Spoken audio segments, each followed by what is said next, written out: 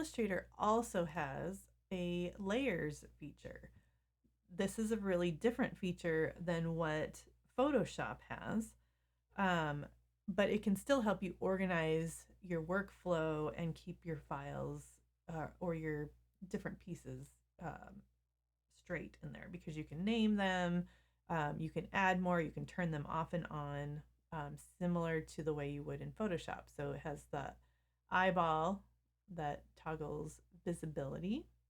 You can lock it if you don't, if you want to make sure that you can't move something, especially if it's like a background layer. And you do that just by clicking in this area next to where the eyeball is. You can double click on this and go orange, whoops, orange layer. You can add layers down here at the bottom. You can add layers from the right side, which gives you the option to change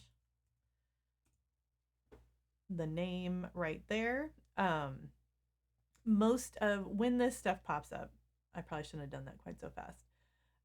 You can change the color, and I'll show you what that means in just a second. And then there's these settings down here. In general, the settings in Illustrator, just like in Photoshop, if you just leave them as is, those are the ways that most people use these. So I wouldn't bother fussing with a lot of that stuff until you get to the point where you're more comfortable with the program and you want it to do something different, or you need it to do something different. For now, this is going to be just how they have them, just leave them that way. All right, so when you look over here, you see that each layer has a different color associated with it. So that is connected to that color on there. You can drag these above and below. So in that regard, they're very similar to Photoshop layers. How they're different is that you can add anything on, like you could have, like Photoshop, you can only have basically one thing per layer. It can be text or it can be a picture or whatever. In Illustrator, that is not the case. So if I'm on my orange layer here, I can add text. I can lock these top layers and I still have access to this. I still have access to this.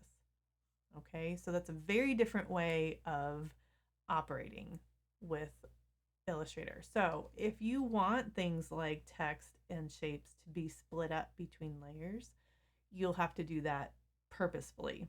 And that's a great way to kind of keep things together. It's a great way to organize when you have, maybe you're trying out some different looks. You could keep all the things from one kind of style or one idea you have on one layer, name it, and then you can turn it off and on if you're wanting to try other things. You can copy the things off of there, put them on another layer, and then it kind of gives you this similar to the way Photoshop layers, you can kind of put them in folders and you can try things that way. That's how you could use this.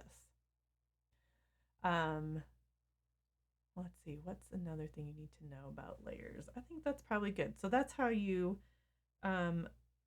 basically work with Illustrator layers.